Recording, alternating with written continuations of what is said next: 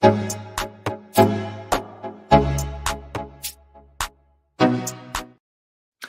right, boys and girls, welcome once again to the Real Life on the Bass Kayak and Beers podcast. As always, it's your boy Armando. Got a great episode for you today. We got Jordan Marshall. Jordan Marshall is actually going to start his own podcast. It's going to be on the KBN network, Kayak Bass Network, and called Road Dogging. But we'll let Jordan Marshall fill us in on all of that. We're going to talk about what you can look forward to his new podcast and some of these experiences of life on the road. We're just talking about the pre-recording, and Jordan spends something like almost 90 days a year traveling and fishing tournaments nationwide. So I wanted to talk to somebody that's fished all these tournaments, and was it like life on the road? Some of his crazy experiences that he's stumble upon on. What's the reality of just leaving out in a bag of band down by the river and just traveling all this stuff. It's interesting to me. I love tournament fishing, but I don't know if I can ever do it that hardcore. And it's not just Jordan Marshall. This is a whole community that does that. So I kind of wanted to bring that because I feel like most of us don't get to experience that, to realize, what goes on in this sport. Because unlike, the big bass boat side of things where it's already established and you got your sponsorships and there's a structure behind it, that really helps out those anglers traveling around the world. But for kayak bass fishing, which is relatively still in its infancy, there's still a lot of work to be done. And yes, there is some blueprints, not talking specifically about the tournament, but how to manage life on the road. There's still, doesn't have that backing from big name sponsorships, because obviously we don't have the TV rights, we don't have the growth and the popularity of the big bass boat tournaments. So that's really going to be it. As far as for me personally, I've been taking a couple of days this week to pre-fish for the Possum Kingdom for the Bassmaster Kayak Series. I hope I do pretty well. You never know. Maybe I stumble on fish and manage to catch a check. But all in all, I'm just excited to fish that tournament. I love Possum Kingdom. It is a lake that really tests the growth that I've had on the kayak fishing tournaments, because it's very different lake from what I used to. It's deep, it's clear water, and I'm more used to grass, stain water, power bait kind of fishing. This is more like finesse style. So we'll see what happens. But anyways, enough about that. Let's bring in Jordan Marshall. Jordan, buddy, the bearded one. How you doing, man? I'm good. How are you doing? Excited to have you on the podcast. Excited about your new podcast, Road Dogging. Is that what it is? Road Dawgin's the name of it. It's primary focus for that is going to be just interview guys that are traveling and doing kind of what I'm doing, and just being out, covering a lot of ground, fishing a lot of tournaments, and hopefully have some really funny stories that they can share the way I like to share funny stories from being out and about. There's always something interesting going on, especially in boat ramps at 4 a.m. There's always something. Walmart parking lots, boat ramps, all something. How did the idea of having a podcast about that came up? Because in reality, it's kind of like a small niche community, right? There's only what would you say there's the amount of anglers, kayak fishing tournaments that travel the states, fishing? It's probably less than 20. So, less than 20? I would have said something like 50. Kind of regionally, I guess. I mean, I guess regionally, it's probably 50. I just regardless, it's not a super high number. So, really what it boils down to is, there's a lot of guys that have good quality stories that can come on and talk. But, ideally, in the future, I would like to kind of expand and get different people. One of the first, people that I had met that I really were like, man, they're living out of their vehicle, traveling around and fishing, some friends of mine met Brandon Polnick Yeah. when still, I guess he still lives in Idaho, but he was here when he was in his early 20s in East Tennessee, sleeping in a boat ramp down here, probably 30 minutes from my house, getting ready for some random local tournament here that he had just found. So ever since then, it's like, man, I think that's pretty cool. Just drive around and fish, do whatever, and catch fish, and just figure out a way to do it. So, that's kind of been a lot of my drive. And, ideally someday if we can get the podcast rolling and it's got some, interest and success, to have, BP on there, and kind of expand into, different things, and just include all fishing and not necessarily just kayak fishing, with guys that have been all around the country and fished a bunch of different bodies of water and had, crazy stories, and can talk about it and want to talk about it and are entertaining, because that's the main thing, is just to be entertaining. Do you feel like, traveling up and down? By the way, why are you not, if you're traveling that much, why are you not coming to Possum Kingdom for the Bassmaster Kayak Series? Well, prior, contrary to most people's belief, I still have a regular job that I work 40 hours a week at. So, Really?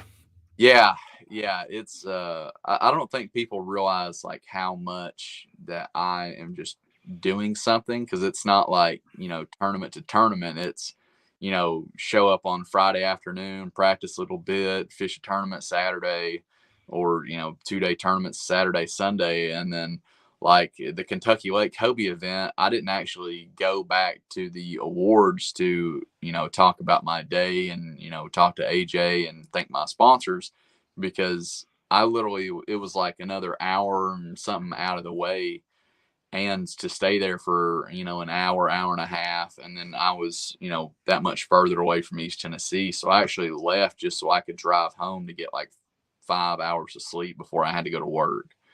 And it was probably less than 5. It was more like 4. So if I'd have went to check, I'd have probably got an hour and a half, 2 hours of sleep. So I just kind of, it's a big balance of just running all over the place and trying to do everything. What do you do for work, if you don't mind me asking? I run a piece of equipment for our local city. So I'm basically a really fancy garbage man, if we're being complete. Instead of dumping cans, I just run joysticks, It's like kind of like a video game operator, but on a truck. I'm sorry, you got cut off there. What was that you said? I said it's a fancy video game. It's like a 2 joystick claw machine, like you see outside of like a grocery store or something. Ain't no shame in that, brother. As long as it pays the bill, man, it allows you to fish all that you want. That's the main part. Translate over though with the one, I can't ever beat that game outside the store. Just I gotta have 2 joysticks to be good at it, apparently. So the claw game, I don't know. Maybe people say it is rigged. It might actually be rigged. I'm pretty sure it's rigged. They don't just give out stuff for free. No good. But let's talk a little bit about, how did the idea came up? So we know what you want to talk about, but what was the conversation like between you, Ryan, or Jeff, or all 3 of you decided, you know what, let's do this podcast? So kind of 2 parts. My end of it was, I really enjoy on different podcasts. I don't think I've ever turned anybody down that's ever asked me to be on anything. There's a local podcast here in town that they were like, hey, there were some friends of mine that I've known a long time, and they're like, hey, we've got a podcast. Do you want to come on it? And I said, well, I haven't heard of it. How many views you get on the last one? They said, well, it's on YouTube. I went and checked it. They had 8 views in a week. And I was like, you know what? I was like, I like these guys. I did it. There's a lot of guys that, I've tried co-hosting podcasts and stuff with KBN, and you ask somebody to be on it, and they say, well, how much is it? And I was like, how much is what? Views? Yeah. No, how much you pay me to come on the podcast? And I was like, so help me, if I'm ever that place where I get on there and talk about fishing, you can just go ahead and put me in a ditch somewhere and just put a piece of concrete over it. I like talking, and I like talking about fishing and going on. So I don't ever want to get to that place. So I really enjoy it. So I had people tell me, I kind of got off topic there. I apologize. No, you're good. You're good. It's tell me like, man, you're pretty good on the podcast. You're getting better with each one you do. Have you ever thought about hosting one or having your own? And as that idea kind of evolved, I considered it more and more. And the thing that was kind of holding me back was I just didn't know how to get started. And I talked to Ryan a little bit about that. I talked to Jeff, and I talked to Bailey Egbert, who has, probably there's only really 3 podcasts I listen to, and that's, KBN, Serious Angler with Bailey, and Let's Talk Fish, because I just like smoke. And you. No, don't say it now. Forget it. Bass Forget Guy. it. I don't want pity compliments. And, yeah, I do. I listen to you, and I also listen to Paul with Bass Brews. Bass and Bruce. Oh, Bass and Brews. Can't believe you listened to that crap before you listened to this. Unbelievable. No, yeah, I actually got y'all confused when I first was looking for different podcasts. I thought it was the same podcast, and I just couldn't remember the name of it. Please tell me you didn't get me confused with Paul Roberts. That'd be the worst thing anybody ever told me. Paul Roberts. I got Paul Roberts confused with you. Oh my God. All right. Well, this is gonna be a clip for sure. Paul, I'm sure will get a kick out of that. Yeah, I love both of y'all. You're probably a little more technical than Paul is. Paul's a wild man. I think that's why. Oh, that's his calling. I mean, yeah. Y'all look. You see him out in public at a tournament or show or something. If you don't see him in his bright yellow shirt, he'll sneak up on you. And within about 50 yards, that's about as close as he can sneak. Because about 50 yards, they'll start hollering, "Y'all look!" Oh my God, it is an awesome podcast, Bass and Bruce. I do enjoy listening to Paul, and oh my God, forgot his first name. Costanguay. What was his first name? His co-host, Alex, right? I think Alex. Yeah. I've never been on that podcast where his co-host has been on there. Both times I talked to Paul, his counterpart was overseas for his job. I think it's Alex. I'm pretty sure. Which I'm sure he's excited that we all remember Paul, but don't remember his names. So yeah, I'm sure he's really proud of that. I got to get me a catchphrase like Paul. I got to get me some sort of "y'all look," but just my version of "y'all look." What is some of the like the I don't know catchphrases in Tennessee? Like we here in Texas, we have y'all or fixing to do this, fixing to do that. What do you have in Tennessee? I don't know. The first one that comes to mind is it's not the heat, it's the humidity, but that just don't apply to what I like to do. That don't apply to fishing. It is if you are fishing in Tennessee or in Texas. Yeah. Anywhere in Southeast United States does apply. But anyways, yeah, well, let me know when you come up with it. You get your own catchphrase, put it on shirts, mugs, and all that. Has to do something with the beard. Obviously, that's your trademark. I know you were. I remember listening to Ryan Lambert shortly after you won the. I think it was the Hobie BOS. No, the Hobie TOC. And I think what he mentioned, I think it was on a podcast. He mentions you were kind of, frustrated that maybe the sponsorships weren't there as you thought it might be. But at that point, I think you were still, more of an angler than a social media personality, which is great. I mean, 100 times rather be a great angler than a great social media personality. I don't care if social media pays more. It's not what I enjoy most about fishing. I'm an angler part. No matter whether the podcast takes off by some stand, whatever. I mean, I'm going to fish tournaments either way, whether it's from a kayak or a bass boat, because that's just how my brain's wired. And there is a difference. You see, social media personalities that target the kayak bass fishing and bass fishing in general, but that's not who they are. They're more like, okay, I have a personality that's conductive to having followers and exploiting social media, but so they chose the venue of or that lane of kayak bass fishing to their niche. Yeah. And then there's the kayak anglers that are just kayak anglers and trying to make social media out of it to kind of help the cause. First Yeah. name that comes to mind is Christine Fisher. Christine Fisher is was always been, I think she's the one that's kind of found success on both, obviously on the fishing side and on the social media side. But even her social media now, I think she's paired up with a videographer, a photographer, the last few posts and reels, which I think they're amazing. But Yeah. beyond that, it was more bears to the bone. It's just her on the GoPro and just showing off her skills, Yeah. which goes to show you we don't have to get like fancy into getting. It's just people just want to watch the enjoyment of kayak bass fishing. How have you kind of improved yourself in the social media to help you, acquire some of the new sponsorship? We were just talking about it before we got recording. Owner, you're the first kayak bass tournament that is sponsored or has partnership with Owner Hooks. So there, it's getting some traction, right? Yeah. How have you grown in social media, and how does it help you?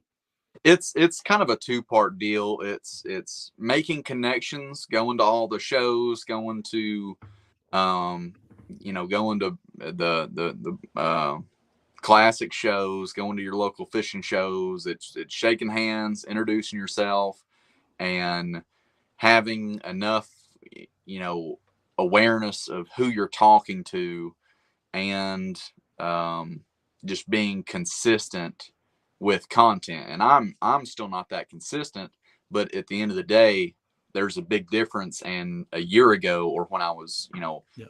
frustrated with not getting the contacts after winning the the Angler of the Year for Hobie, just in that year and a half is a whole world of difference of just making posts when it's convenient to me. And now it's I try to make a point of doing something fishing related every single day, and that's and having documents of it, you know what I mean? Because there for a long time it's like, I'm gonna do something fishing today, I'll come out here and rearrange this wall and not do anything else. I just rearrange it, make it a little easier. There's nothing wrong with that whatsoever. But at the end of the day, if no one knows that I love throwing Strike King 1.5 KVD or KVD 1.5 square bills, then I'm not really doing anything to expand the social media aspect of fishing and kayak fishing for us, right? And it's all just 30 seconds worth of, hey, being trying to think of the word I'm looking for, but being Consistent. yeah, it's being consistent and just doing something with purpose every single Yeah. day. That's really what I was looking for, was purpose. But taking everything that I'm already doing and just taking 30 seconds extra, or stopping in the middle of it and just doing something with purpose every single day, other than just reorganizing or whatever else. Yeah, I understand perfectly what you're saying. To me, it's one of those things where even when I got into recording, at the beginning when I started bass fishing, kayak bass fishing, later on that I figured out, okay, if I can record this, I can make it to a little bit of social media. Kind of helps out with the sponsorship and all that. But I just didn't feel like putting the rod down and grabbing my phone or a camera. It's just like I just not what I want to do. Then I kind of realized, oh, if I can just, put a power bank and hook up the GoPro to the back, then I can just, you know, I forget that it's even there. I just start Yeah. fishing. I don't think about it for even a second, and then get home. But then it's one of the things where instead of doing other things more productive, it's more like, well, now I'm spending hours on editing because I have no idea how to edit. So it's kind of Yeah. learned by the fly. So the first few reels, 15-second reel takes you like 3 hours. Now it takes me Yeah. more like 20 minutes. But at the beginning, it was like, well, 3 hours because I don't even know what I'm doing, Yeah. until you get your. I have no idea what I'm doing when it comes to editing. I like take something and try to cut it up a little bit, and everything I've done is with my phone. So uh, Nothing makes sense in that yeah, in that in yeah, that I don't know how do you call it, in that niche. Like for me, I make a killer edit, what I feel is a killer edit, and it'll get like 3 or 4 views, and then I post, a dumb video because I have nothing else to post of me just casting into a tree, and it's like, oh, a million views. I'm like, I have no idea. Like, why am I working so hard to make this killer cuts and dope music in the background and killer hook sets and all that for 3 views, while I can just do some stupid video, uncut and everything, it'll get a million views. It makes no sense to me. Never I has.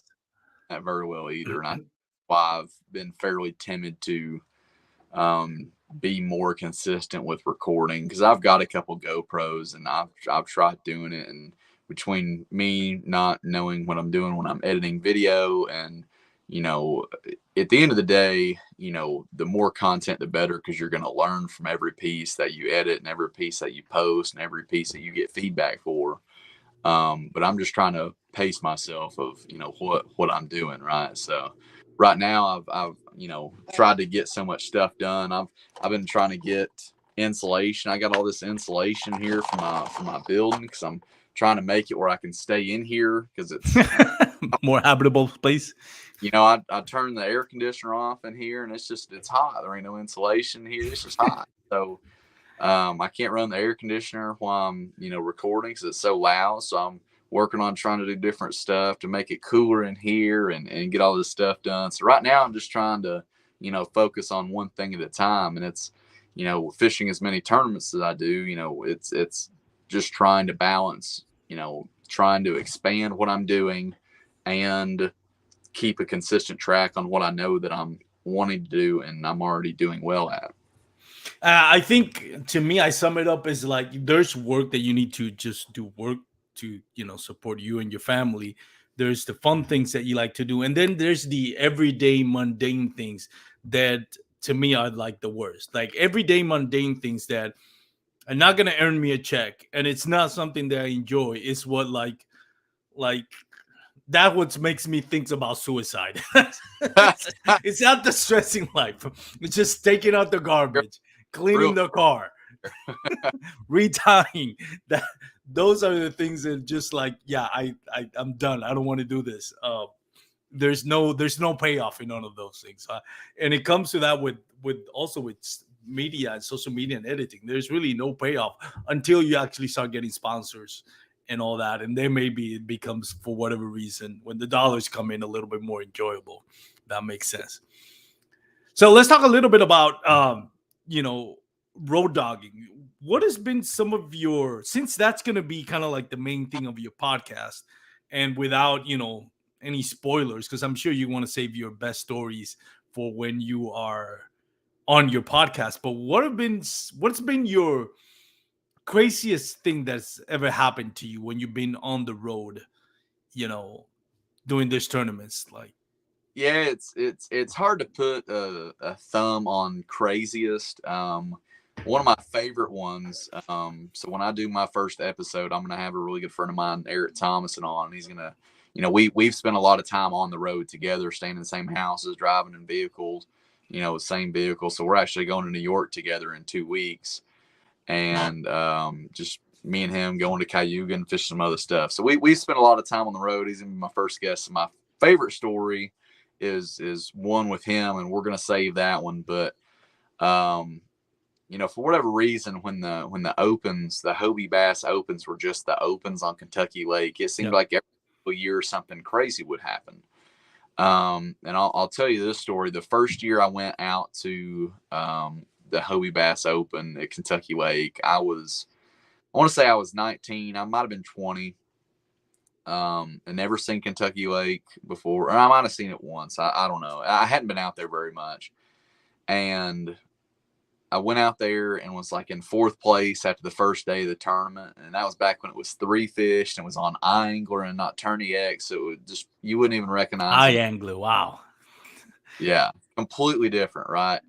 So second morning of the tournament, I'm staying way up in Kentucky. I'm fishing really far south. I've got like a 2-hour drive. I get on the road, go driving, and my old Ford truck, and my alternator goes out at like 4 a.m.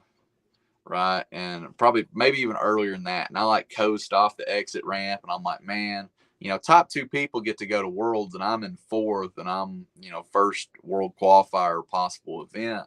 And I'm like, you know what? I was like, there's a bunch of fish down there. I was like, I've got to figure something out. So I pulled up my phone, zoomed in, looked around, tried to figure out where I was at. Saw that there was a Walmart like half a mile away at the exit. And I walked to the Walmart, and the whole time, like, I had AAA, and I was like hoping that they would like answer and come bring me a battery. And I was literally on hold for 2 hours, and no one ever picked. So, and the whole time I'm on hold, I walked to the Walmart. Obviously wasn't getting an alternator at Walmart, but I bought a battery for my truck, pushed it in the buggy back out to the exit ramp because I kind of ran out of steam coming up the hill at the exit ramp, and put a battery in my truck at 4:00 in the morning and drove the last hour or so to where I was going to fish. And I got there. Obviously, I was late by the time, I spent an hour, probably walking to the Walmart and walking back, and, the amount of time it took me to figure out what was actually happening. And so I got there, the topwater bite was gone. I caught like one small fish on the point that I'd caught all my fish on the morning before in like 20 minutes, and spent the rest of the day just covering water. I ended up finishing 8th in the tournament, my first, Hobie Bass Open. And I was still excited, but I was just like so tore up that I had finished 8th. But so I like got off the water at like noon, 12:30 after fishing, 3 or 4 hours, because I knew, I was like, I don't know if I'm gonna be able to make it back to Kentucky for the check-in. And my truck started, and I was all excited because I was like, oh my gosh, like this is actually gonna happen. I'm gonna make it back. Loaded my kayak, probably made it 30 minutes maybe, and my truck died. And I could see an O'Reilly's from where my truck died. It was kind of up, like coming up a hill. And the guy from O'Reilly's came and jumped me off, and it just lasted long enough to kind of come down the hill and turn in the parking lot. And like, I was basically in the middle of the parking lot, not in spots very well at all.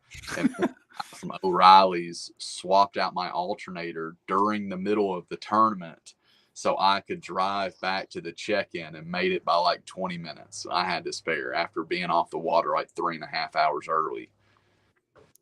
That is crazy.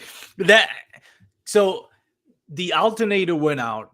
So you drove like another hour just with a brand new battery. Like it wasn't like the car was being powered by the battery, not the alternator, right? Correct. Yeah, I thought that I could probably make it down there, or at least make it to like somewhere else, and I could buy another battery, because I went to Walmart, right? So I was like, they'll take it back afterwards. All I got to do is make it through the day. I'm going to win some money, and then I'll just take all the batteries back. Was what I thought.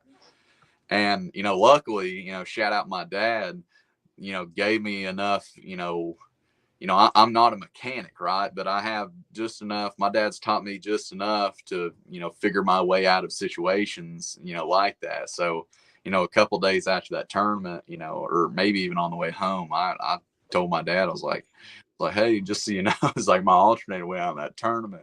Thank you for teaching me, my way around some. Well, I'm not a completely helpless idiot, right? So, that was one of the absolute original road dog moments from back in the day. You see it, and I say this with all due respect. I don't want anybody offended, but it pays off. Redneck ingenuity.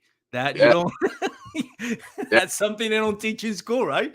Right. They teach that in school for sure. They really don't. The first time something like that happened on the road, I was fishing a tournament, and I got a screw or something, a nail in my wheel. So I was like, man, I needed to get out to try to make it, lines in. Who was it? Bobby Big Gun Morin. Yeah. God, again, redneck ingenuity. He's like, okay, let's take the screw, and I got a bigger screw, and we're gonna screw the wheel, the tire. I'm like, I thought he was joking. I thought, he's just playing with me. I'm like, are you seriously gonna unscrew the screw that's on the tire, and you're gonna put a bigger screw in it? Like, how is making a bigger hole in the tire gonna help me? Says, trust me. And lo and behold, it worked. Never heard of that. That is some redneck ingenuity right there. I was like, all right, I've never even crossed my mind. I saw it. I was like, well, I'm gonna have to change the tires. Like, no. Don't worry, we'll put a bigger screw in there. Never even crossed my mind to do that. But there you go. That is a quick and easy fix. I'll have to add that one to the arsenal. I'm not sure I would have thought about that. Yeah, no, it saved my day. I didn't win anything that tournament anyways, but at least I was able to get on the water. What you're from Tennessee, and I don't mean to sound ignorant. So for those that don't know, I lived in Puerto Rico most of my life, moved here to Texas about 12 years ago.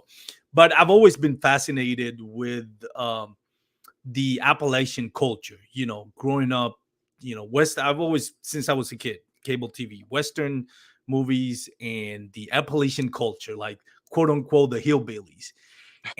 But at the same time, there's always that stigma that it's dangerous. You get all those movies and TV shows, like weird stuff happening over there. How you live? I mean, are you considered, part of the Appalachians where you lived, or mountains in Tennessee, or no? Yeah, I mean, I'm probably, so I live in Blount County, Tennessee, which is, extreme eastern Tennessee. Yeah, I'm probably, I could probably be at the state line for North Carolina, going up the Dragon, which is a famous road, that a lot of people come to. I could be, at the state line in probably, 45 minutes, give or take. So we're pretty eastern Tennessee. You kind of, we're kind of in that fine line of area where there's a lot of, Hillbilly. I guess is probably the best way to explain. The what I caught you off. I'm sorry. Go ahead. There's a lot of, pill heads and dope heads or whatever else around. It's not terrible. I mean, it ain't like we're out here in the middle of nowhere. I'm probably 30. I'm probably just as far from, a little closer to Knoxville than I am, like the state line. But it's one of those things. I mean, I can see the mountains right behind the camera here. They're beautiful. But if you go to fish tournaments like that, it's not really as dangerous as some people are led to believe, with, I guess, media and all that. You ask. I mean, a lot of the times, most people were super friendly up here. You know what I mean? It's just everybody helpful. If you're not a jackwagon to anybody, ain't nobody going to be a jackwagon to you. But I'll say this, when I go to tournaments and fish tournaments, locally around the area, especially, up in less populated areas, I lock my crap, you know what I mean? Yeah.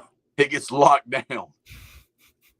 And hoping your, what is it? Your, what's the thing they keep stealing on trucks? Your converter? Catalytic converter, yeah. And hoping your catalytic converter is still there.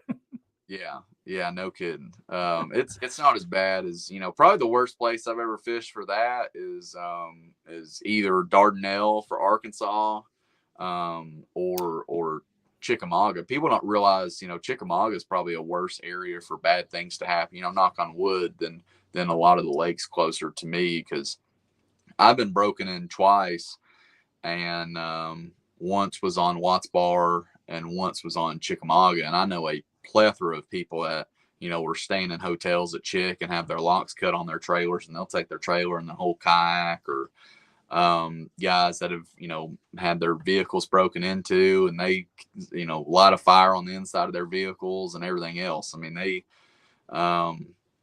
don't play around Meigs County down there on that eastern side of Watts Bar and Chickamauga. That's, probably quite a bit worse area than what's directly around me. Wow. Who was it that got a catalytic converter stolen in pre-fishing in Dardanelle? That was Ron Champion, right?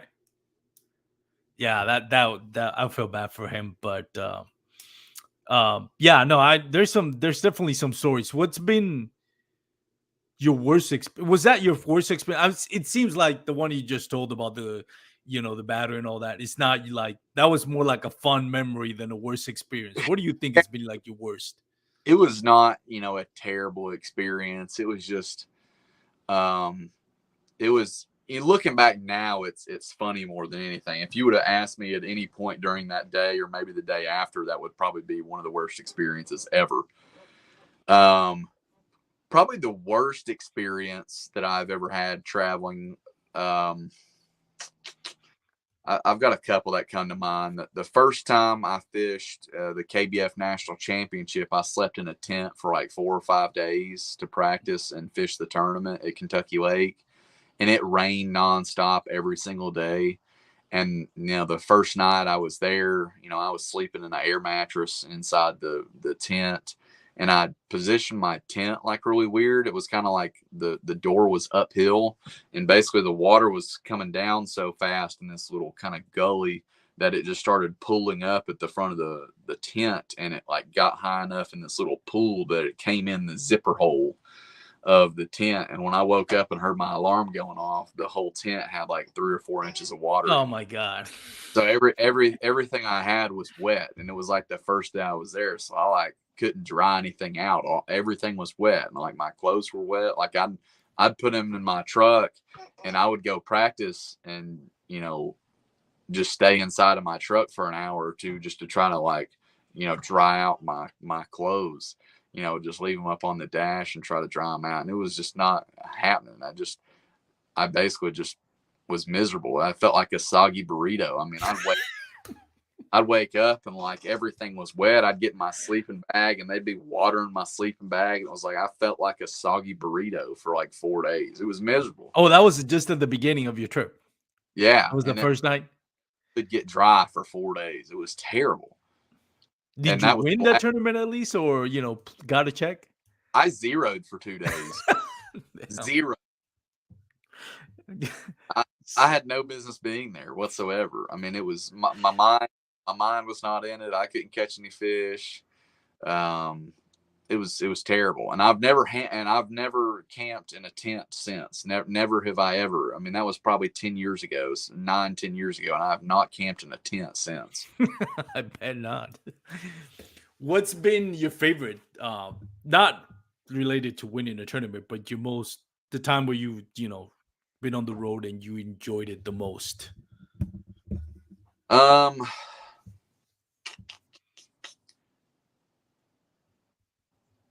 I don't know. I've never, I think I've had like a lot of really cool, like weekend trips and, not necessarily tournaments. I think one of the most, some of the most fun I think I've ever had weren't even tournaments. We used to do, this is actually really funny. I kind of forgot about this, but sounds like it's funny and evil just the way that you're laughing. We used to go to South Louisiana every year. There were 6 of us that used to go to Louisiana, and we went like a couple, 2 or 3 years. And we would always go to South Louisiana like in mid to late August. And if that's not the hottest place on the face of this earth in mid to late August, I don't know what is, because you would walk outside and it was just like a sauna outside. We would have the air conditioning turned real down. It was nice. We had a real nice place called the Lemonfish Lodge in Venice. And we would open that giant metal door in the morning. It pitch black outside. And it was like you just walked into a sauna. It was hot. You could feel it, just sticky. But we would go down there, the 6 of us, and redfish, and we would go until we all caught our limit. And you could catch a limit down there pretty easy of redfish, catch a couple bonus trout or flounder, and we would come back, grill some of those redfish up for lunch. And normally, if we didn't grill up our own redfish, we would pay some local, because there's locals just hanging out doing whatever, and they all have crazy nicknames. And this one dude, Curtis Lowe, we called him. We would call him and figure out where he was. He might be at a marina. He might be at a bar at 10 a.m. when we got off the water. There ain't no telling. But we would pay him to clean our fish for $1 a fish. And he would clean them up, put them in Ziploc bags, just easy as could be. We didn't have to deal with it. We would go somewhere and eat lunch and come back out, and he'd have all our fish bagged up, just sitting there waiting on us. Curtis Lowe, that sounds familiar. Why did he call him Curtis Lowe? Well, that's a Southern rock song. That's okay. That's a oh my gosh, I'm having a brain fart. It'll come up as soon as we start talking about That's something. a song. That's a Leonard Skinner song. Oh, okay. That's the title of the song, Curtis Lowe? I think it's called The Ballad of Curtis Lowe, Oh, maybe. the word is Curtis Lowe. I'm disappointed that I didn't get that off the start. You can't have this beautiful mullet and not say Leonard Skinner like that. Disappointment. You are disappointing your ancestors so bad right now. It's horrible. So that was what we called this guy, and I think he said his name was Kurt or something, so we just called him Curtis Lowe. But we would go eat, and we would spend like 6 days down there, and it was just so much fun of just going out. And we would just fish in the morning, catch our fish, and in the afternoon we would just go drive around on the main highway down there and just fish off the bank. And we would just take these giant, just random baits. I think I've got one of them hanging up here. Just take random baits and just fish off the bank, and there wasn't no telling what you were gonna hook. And just fun. We would just drive around, people sitting on the back of the truck as we were driving around town just to go hop around. That's probably some of the most fun I've had. And honorable mention, which is also redfish trip, believe it or not.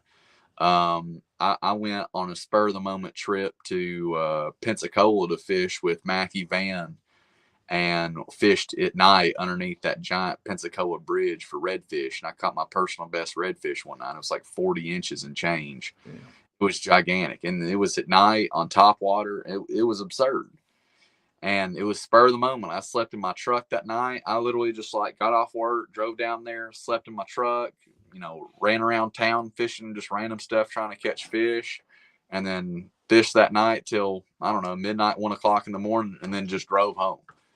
And it was one of the first spontaneous trips that I ever did that really were, it was not planned. I didn't ever have like a thought process. I was like, oh, I'll just get a room when I get down there. And I get down there and it's, $400 a night to stay, near where we were going to launch at that evening. So I just slept in the truck. And that was one of the first times that I slept in my truck. And I've been sleeping in my truck all the time since. I probably slept in it 2 weeks worth this year already, probably 14 nights or more.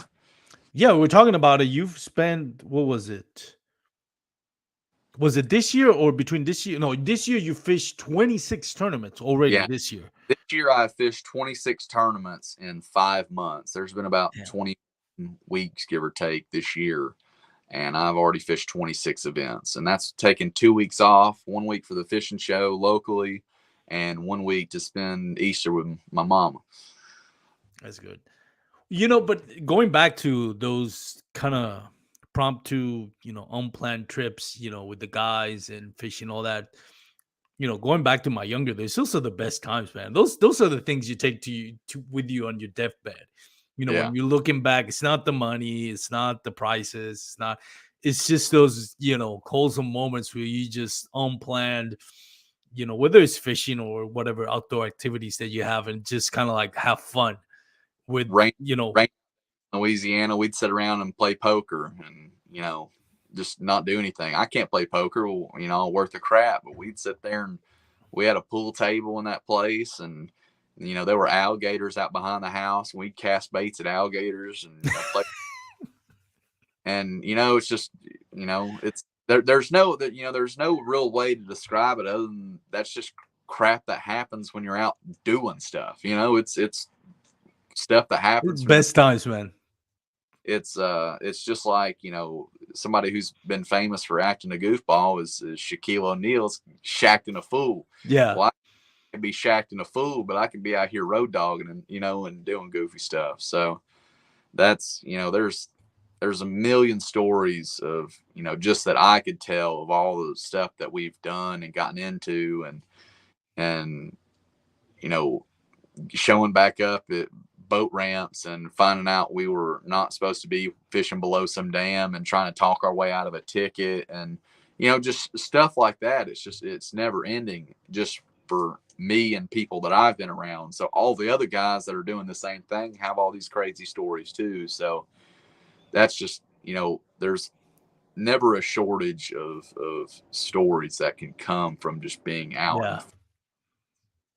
You're never going to be short of material with that podcast, if that, with that concept of the podcast, and it's always going to be enjoyable because none of those stories are ever boring. I mean, I don't care who you are, they're always going to be fun. Let me put you on the spot a little bit here. Um, Talking about, you know, road dogging and, rooming for tournaments. I'll ask you first. Who's your favorite person or the best guy or buddy out there when you fish tournaments that you're like, okay, if I'm doing this tournament, I'll go on the road, I'll room with this person. Who's your favorite person to room with or travel with? So without a doubt, I don't even have to think about this one. This one is the easiest decision. This might be the easiest question somebody's asked me on any podcast ever. Without a doubt, it's Eric Thomason. My man lets me drive his truck when we go places because I don't like anybody else driving, and he don't like driving. He queues up Netflix when we're driving. We normally get to somewhere, and he almost always brings steaks, and half the time they're Wagyu steaks. Ooh. And cooks like something else. He's a fantastic cook, and he's a pretty good fisherman too. And we get along. We spend a lot of time on the road together, so that is a very, very easy one. Eric Thomason is the road dog plus one. All right, so put you on the spot now. Who's like the worst person out of all the tournament anglers out there that travel the nation? Who's the worst one to be on the road or room with? There's a few different ways to I'm probably, I don't think that's something that you can say a specific name without somebody coming and cutting your tires at a tournament. But they're I honestly don't know if I've ever really had anybody that's been bad. Everybody kind of has their different, there's probably not too many people that I would travel with that I wouldn't stay with again, let alone consider them bad and wouldn't stay with them. There's really not too many people that that are in the kayak fishing community that I wouldn't stay with again.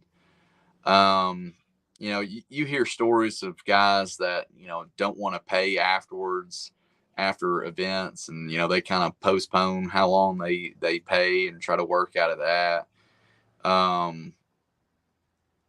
I've stayed. The only thing I really just don't like when we're out is staying in these giant houses, right? I've stayed where we've got like 13 or 14 people staying in one house. I just, for whatever reason, that just doesn't. I don't like that nearly as much. And by all means, I'm a very social person, but there comes a time when I want to go to bed, Yeah.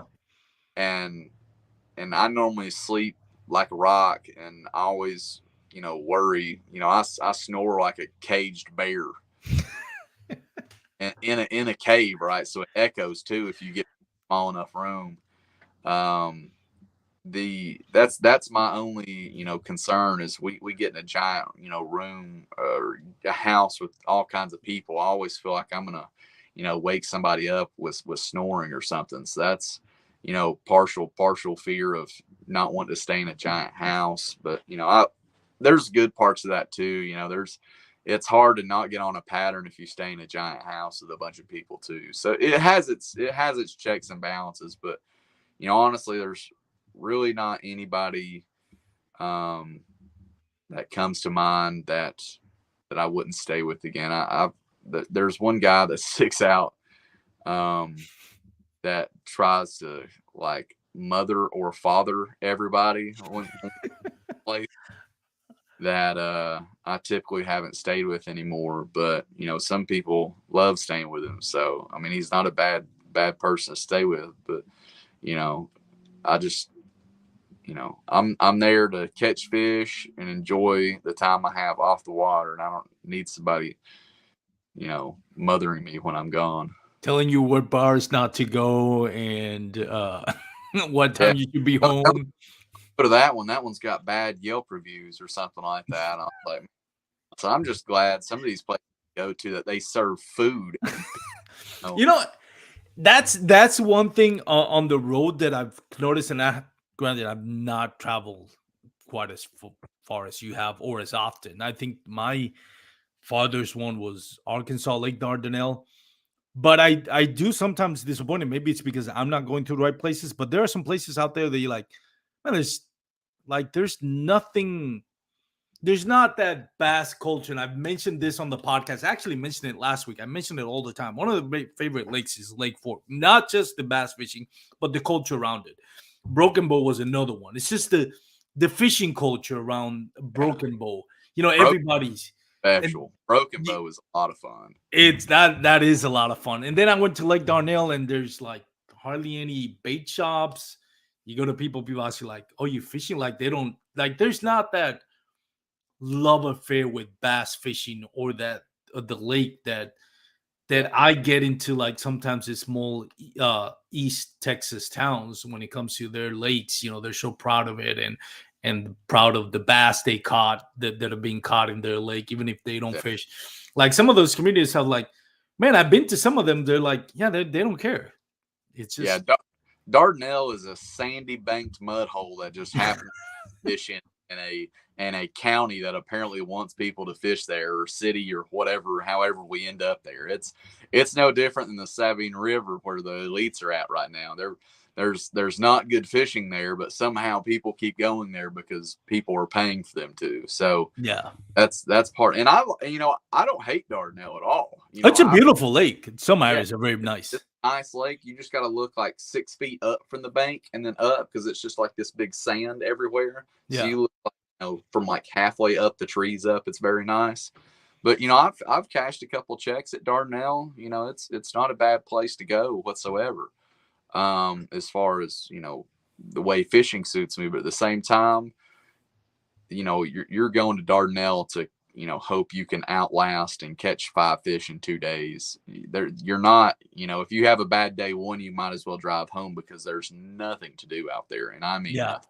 Nothing. I was like I was like, man, not even good restaurants here to eat. I mean, they are, but you really have to look for them. Yeah, you Versus got to drive around, look for that old man standing out there leaned up against a sign with some wooden plywood sign that says we're barbecuing goat or something like that. that is so accurate. We've got the hottest hot sauce in this county. All right, I ain't much for spicy food, but a man that makes a claim like that, we gotta eat some of his food. You know what I mean? Yeah. You go in an old abandoned gas station, they're using a fuel pump as a smoker. Like, I don't think that's very correct. Yeah. I don't think it meets the health standards, but hey, it might be tasty. You never know. Yeah, I had barbecue pork made out of a smoker that was made out of an old filing cabinet one time. Was it good? It was fantastic. It had the perfect amount of metal flakes in it. It had your iron content and the content in there. It was fantastic. For real though, it was actually really good, and it was a friend of a friend. That wasn't a road store. That was here locally. So maybe that's Appalachian culture. We're out here smoking in a file cabinet. Oh man, that is funny. Let's now from that to the ultimate road trip. Sweden, right? No, what was it? The Hobie Bios. Was it Sweden?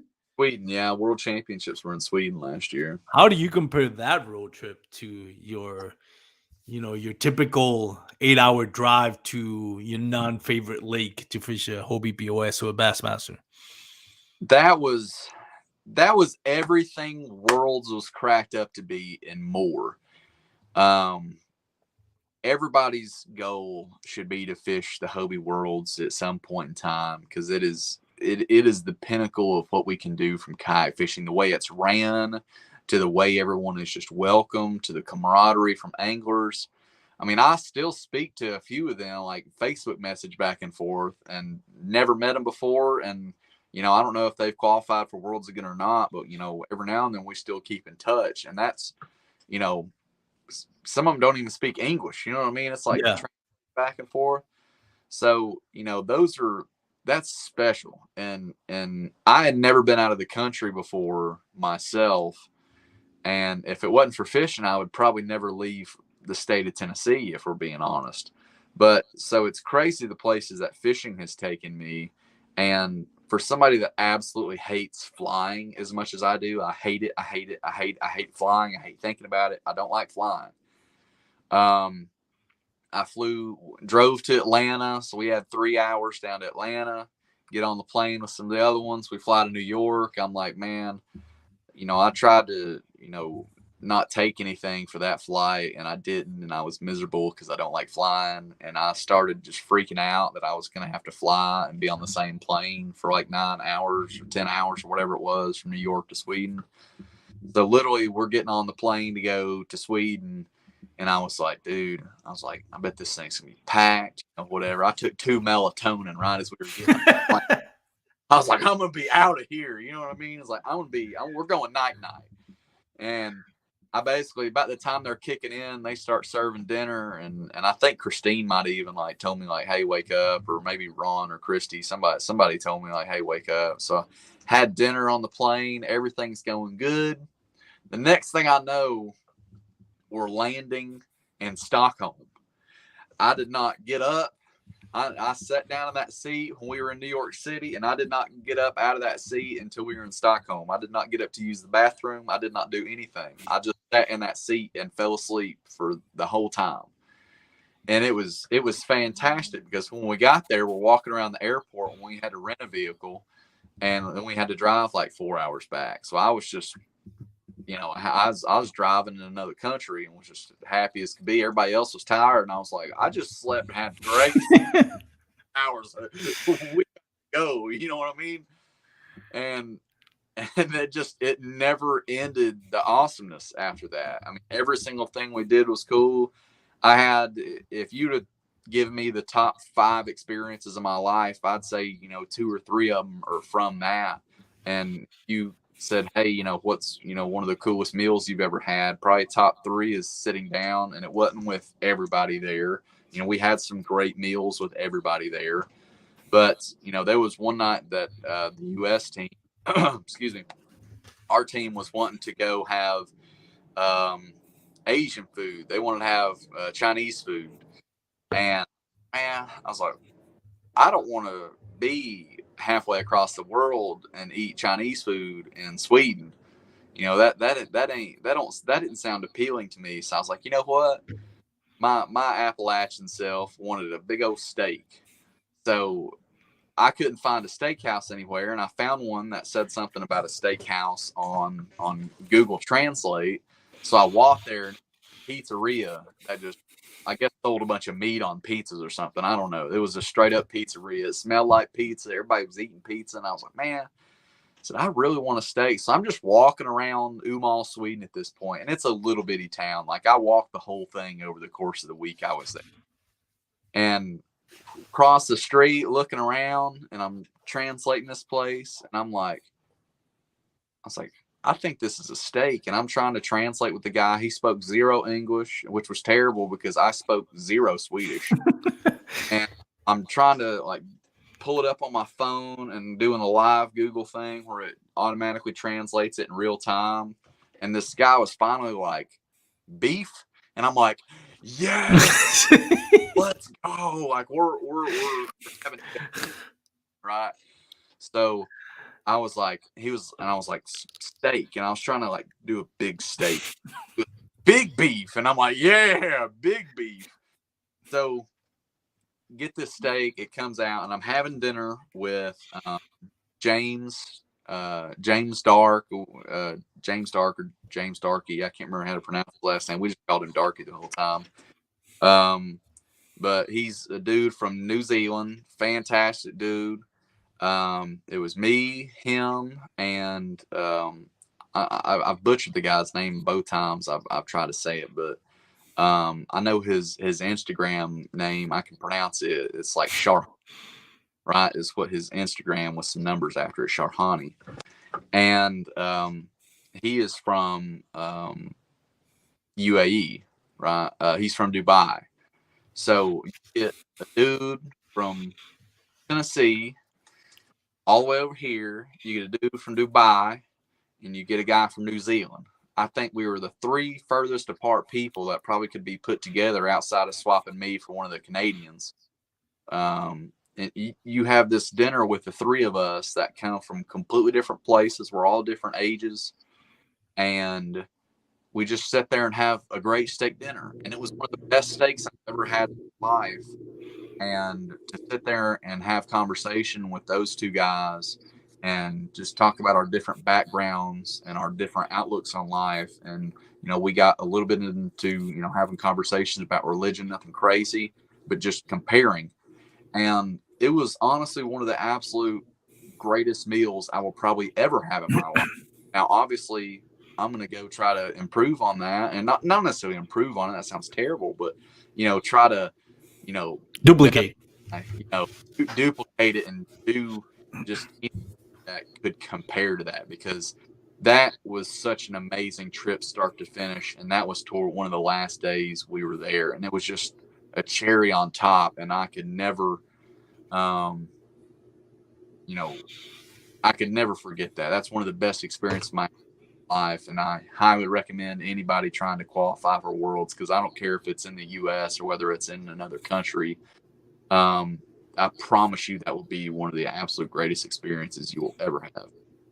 No, I haven't fished it. I've traveled. I used to work for an airline, so I used to travel and either free or at a discount. So I get the whole travel, and it's definitely is. I mean, sometimes we get so comfortable here in the U.S. and for good reason. It's a great place to live.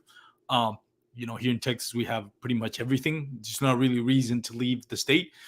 But when you do, you get to those connections that, you never thought in your life, like 2 years. Well, I don't know. Hobie Bio, the Worlds was like 2 years ago. But let's say 2 years before that, you ever thought you'd be sitting in a Swedish restaurant with a person from Sweden and a person from Dubai and be talking about life and the outlook on life and thinking that's going to make you a better person? That's something you don't plan for, really. Never in my wildest dreams. If you'd have told me, even when I knew what Worlds was and that became a goal of mine, never in my wildest dreams did I imagine I would be in Sweden and, just sitting there having that conversation. Because even, even when I thought that would be a possibility to maybe even qualify for Worlds, I didn't ever think that far ahead. I didn't know what any of that stuff was like. So, after that is the utmost goal every year. That is, obviously you can't set that as like your baseline, right? But like, my baseline is, to, make the TOC. That's kind of like my baseline, right? That's kind of my, all right, you've had a solid year. I can be satisfied with what happened this year, is make TOC. And then it just builds from there. But instead of being like, qualify for Worlds, once or whatever, that is the goal every year, is to finish top 3 in Angler of the Year. That is the prime goal because of that Swedish trip. And it has nothing to do with that specific series of wanting to win that Angler of the Year. It's to go to Worlds. Yeah, and that's an interesting point, because when we think about, sports in America, everything, baseball, every player wants to win the World Series. Basketball, every player wants to win the NBA champions or the finals. Football, Super Bowl, and all that. When it comes to bass fishing, especially kayak bass fishing, and I'll defer to you on this one. You won the AOY. Is the AOY something that most anglers, including yourself, feel like, okay, that's the goal? Or is it actually winning like it's TOC or a Bassmasters classic? Well, we don't call it the classic in kayak fishing, but the Bassmasters Championship. Like, which one weighs out more? Because AOY, it's about consistency, and TOC and Bassmaster Championship, it's more like Super Bowl, like, or NBA Finals, or it's MVP versus winning the championship. What do is more, you cherish more? To me is I had this conversation with a couple of guys I stayed with at Kentucky Lake this past week, and to me, in Angler of the Year, to me is a harder goal to reach. Now, that being said, everybody has their different ways to go about things. I've won a Hobie AOY, and I've won just a bunch of local AOYs. But, to me, it's about being more consistent. It fits my fishing style more to be more consistent over a long period of time versus showing up in one event. And that's not anything different. But, if you said, hey, who's a better fisherman, Gerald Swindle or Randy Blockett, who's the YouTube guy that everybody's, going nuts over right now. If you look at Bassmaster wins, Randy Blockett has more wins, like bigger wins than Swindle. But at the same time, Swindle has 2 AOYs. So to me, Swindle's career is much better than Randy Blockett's winning individual tournaments. To me, right? So everybody has their individual thing of what they would rather do. And even guys that I stayed with at Kentucky Lake had, kind of varying. But, if you said, Armando, would you rather win one Hobie event or win an AOY? I would say Hobie event. You would take Hobie event? Well, okay, so let's dissect that, because you want the and of course this is not putting your title as an AOY down.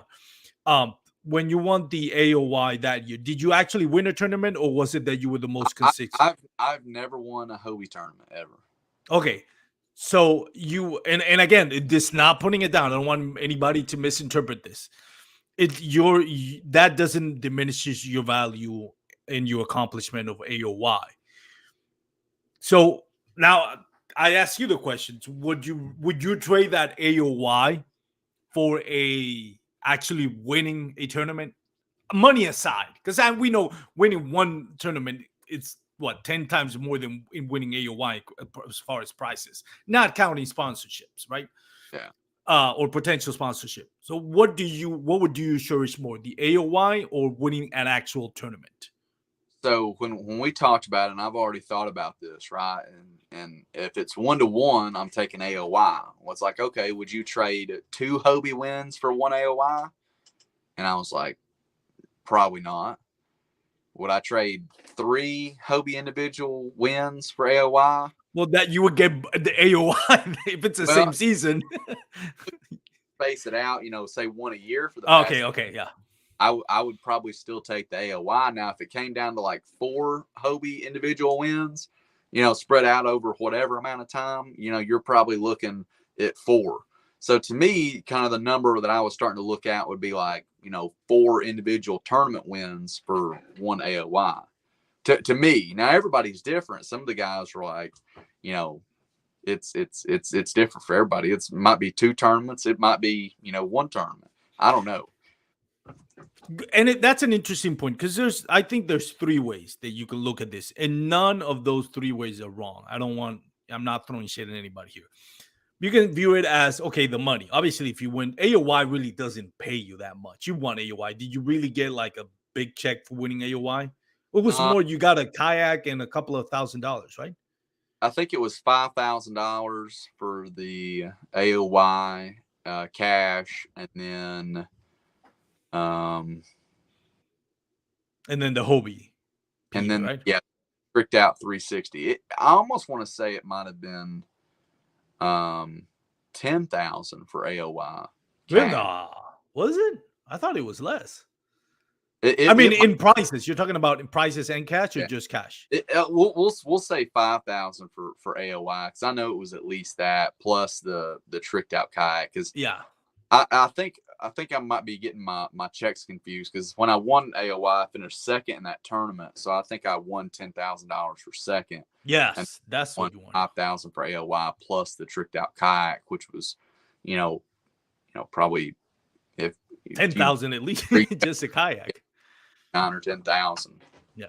So okay, so that goes my point. So you can view it as, people might have preference like, hey, I want the money. So okay, so you rather have the $10,000 of winning a tournament. Then there's also, well, I want the recognition. You win it's not about the money. It's actually being able to go to the KBN and go to the podcast, be on the Paddle and Fin the reel down segment, getting that all the accolades, getting that recognition for yourself.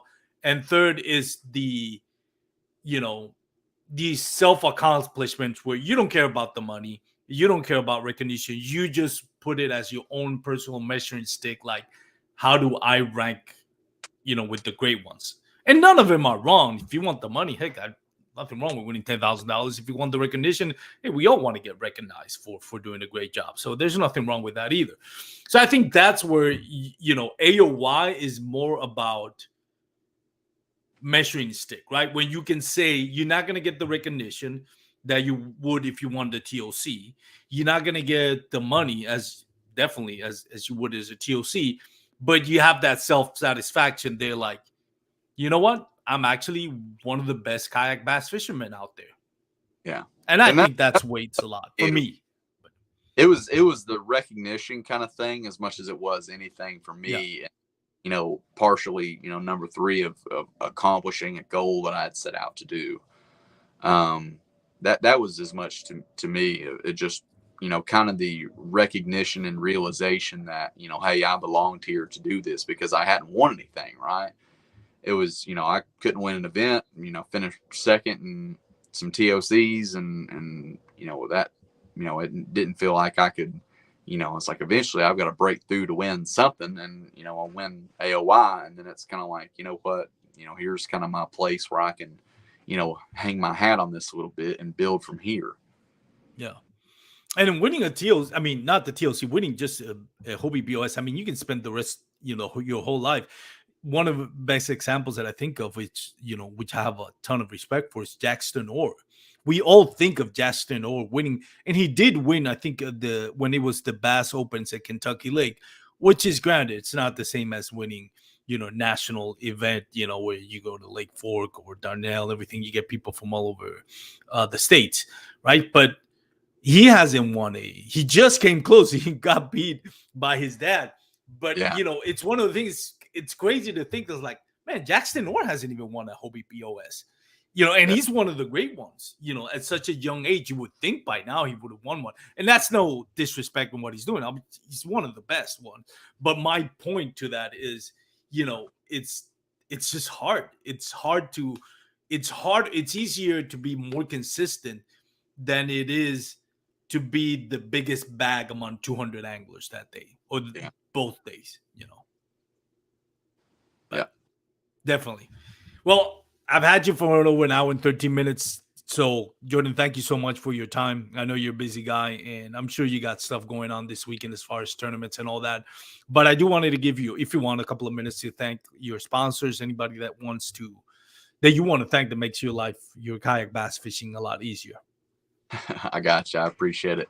Real quick, I would like to talk about something. As y'all can see, my Fishing for Soldiers hat. We had the annual Fishing for Soldiers event this past week, and it goes to raise money for Smoky Mountain Service Dogs. That went out fantastic. I encourage everyone next year when it rolls around, I'll try to remind everybody on my social media stuff, but it's the weekend of Memorial Day. It's a great weekend to have a fundraiser that ends up, helping out veterans with most of the money.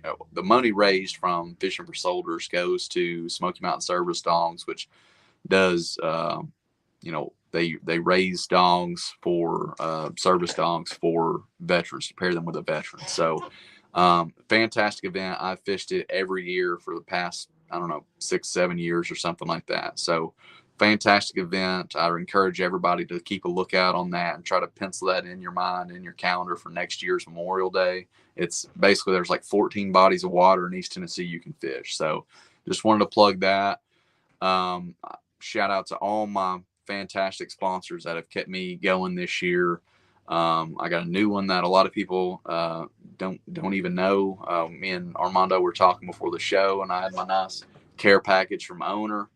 So I got hooked up with Owner hooks this year, and that was really one of those things that I didn't have a hook sponsor. I never really had any sort of hook favoritism towards anything, and I just started trying to figure out what worked best for me after losing some fish at Seminole and earlier in the year before that.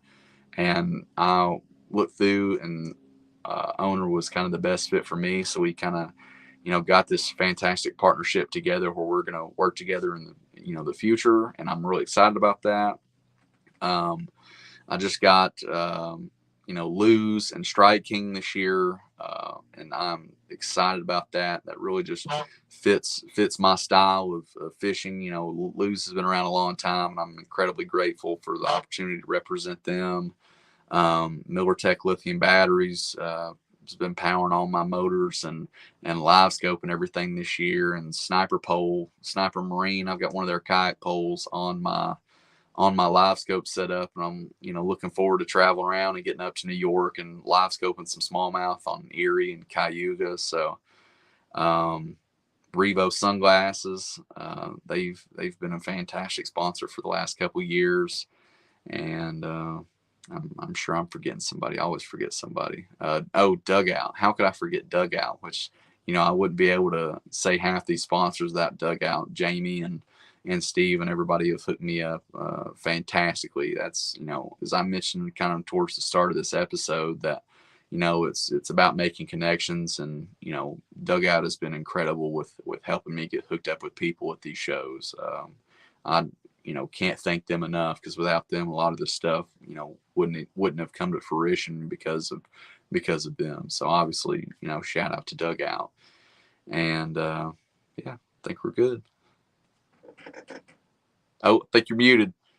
Sorry, I am muted. I have to ask you something, because I made a bold prediction at the beginning of the season regarding you.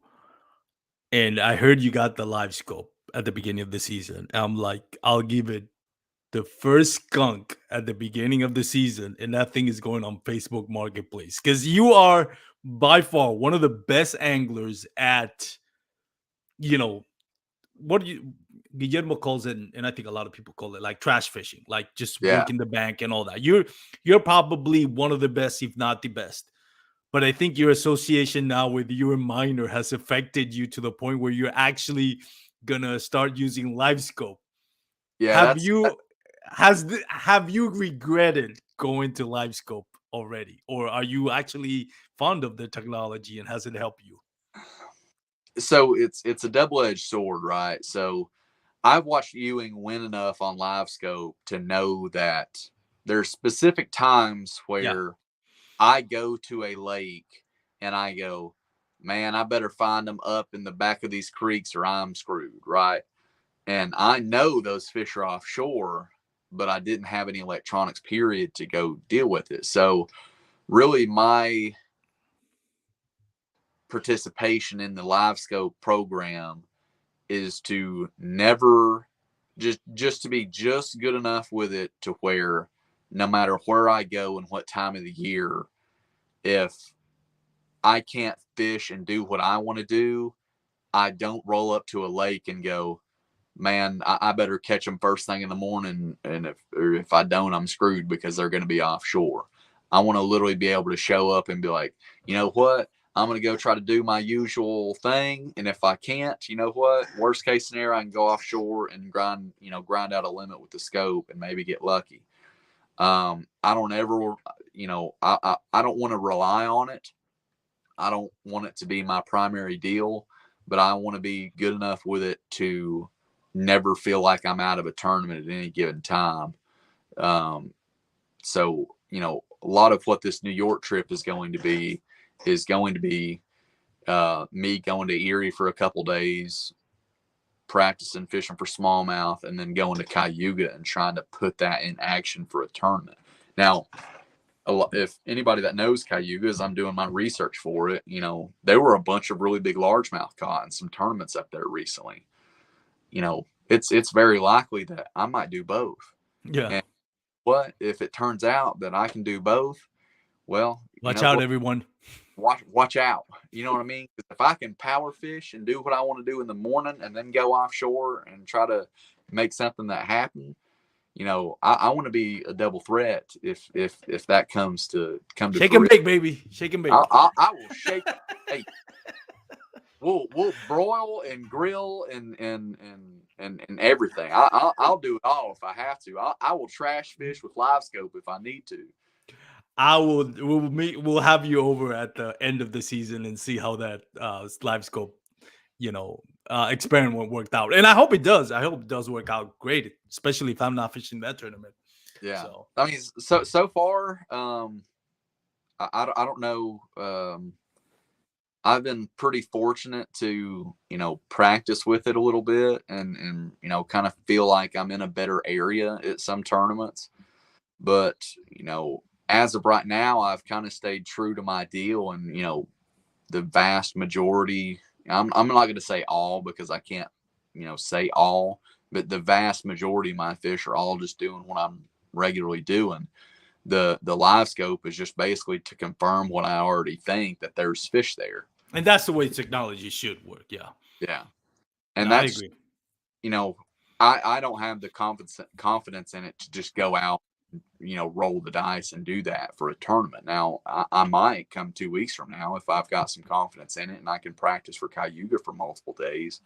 But I don't ever want to feel like I'm stuck doing that. At the same time that, I think it's a great way to catch fish. There's no doubt about that, no argument. But I want to stay true enough to what I do to be able to do both. Yeah, not change your kind of like your DNA as an angler, I would say. Yeah. Well, good luck to you on that one, man. Again, as much success as you can find, it'll be great, and we wish you the best coming up. When does the podcast start airing on KB, and where can people watch it? I'll let you answer it or Yeah. listen to it. On KBN, everywhere that people watch KBN, both on their YouTube and their, anywhere you can watch a podcast. That's all. It's all going to be the same. What we're probably going to start out doing to start with is pre-recording stuff and then posting it up after that. And if people have a lot of interest in it, I'm not against doing it live. It's probably going to be like a bi-weekly thing once we get going. I don't have a set date on when to start yet. I just basically am trying to remodel all my building here, this mat, all this insulation. So I'm probably going to be recording about where that, kind of thing right there is. All that's got to move. I'm going to put some different stuff behind it. I about knocked my thing over here. All this stuff's kind of got to move around. I'm trying to do this and work and travel and fish. And fish. And I'm on a roll right now, so I'm trying to fish as much as possible while I got the hot hand. So it's a balance. I don't have a set date. Sooner rather than later, obviously. I just got my mic and boom stand in so I can sound really official. Gonna be working on that. I've already got like backgrounds and playing with intro stuff and trying to get people to do like a specific intro that means something to me as well as fits the programming. So I'm excited. I've got a lot of irons and fires right now. People say you got candle burning at both ends. My candle's got a piece of dynamite in the middle, and it's like it's a fuse on both ends. So I'm just waiting on everything to blow up. But right now we're waiting on the fireworks and things to get really bright and shiny. So I'm excited. I'm completely giddy when I get started talking about it because I know, the potential that it has of, talking about all this stuff that, you get when you're hanging out with a couple guys, at tournaments and you're in these houses and everybody's sitting around having a Yingling. And I want more of those stories to come out where people can laugh with us. Yeah, I know, and it looks like you're never going to be short of material on that. So I'm looking forward to it. It sounds like it's going to be fun, kind of like off the beat kind of thing. So, man, again, I've had you for almost an hour and 24 minutes, so I really do appreciate you taking the time, Jordan. Like I said, I'm sure you're busy, so I'll let you go. But thanks again, and for those out there watching. If you listen, feel free to share the video. If you are listening on an MP3 formats on Spotify or Apple Podcasts, give us your 5-star reviews. We really do appreciate it. Help us the growth of the podcast. If you're gonna be on the water, wear your PFDs. If you're gonna have a couple of beers at it, just make sure you're doing responsibly and make it back home to your loved ones. Have a great day, everyone. Peace out. Boom.